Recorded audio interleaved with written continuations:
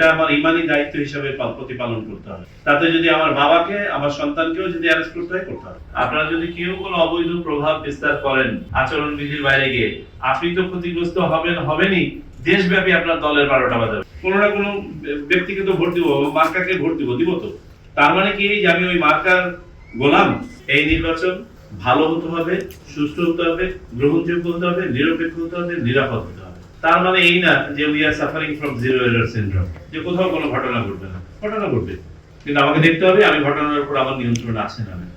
কেউ যদি কোনো ঘটনা ঘটানোর দুঃসাহস দেখায়, তাকে আমি আইনের আওতায় আনতে পেরেছি না পারিনি। স্বচ্ছতা, নিরপেক্ষতা, আমরা সবাই কিন্তু কোনো না কোনো মত বা পথ ধারণ করি, বিশ্বাস আছে। আমরা সবাই নাগরিক না, ভোট দিব না? কোনো না কোনো ব্যক্তিকে তো ভোট দিব, মার্কাকে ভোট দিব তো। তার মানে কি যে আমি ওই মার্কার গোলাম নাকি ওই পার্টির গোলাম? Question doesn't arise. আমি একজন প্রফেশনাল, আল্লাহ আমাকে একটা দায়িত্ব দিয়েছেন এবং এটা আমার ইমানি দায়িত্ব হিসেবে প্রতিপালন করতে হবে। তাতে যদি আমার বাবাকে, আমার সন্তানকেও যদি অ্যারেস্ট করতে হয়, করতে হবে।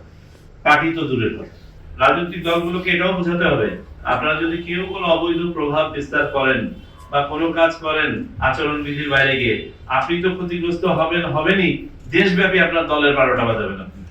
কারণ আমরা এটা বিরুদ্ধে ব্যবস্থা নিব এবং মিডিয়া করে দেব, কোনোই ছাড় হবে না। তিনি যে রাজনৈতিক দলই হন না, আমাদের প্রশাসন দৃঢ় থাকবেন। কোনো দিকে ঠেলে পড়া রাজনৈতিক দল কি বললো না বললো, question doesn't arise. Stand tall এবং you have full support of the election commission. আপনারা সবাই এখন পার্ট অফ ইলেকশন কমিশন।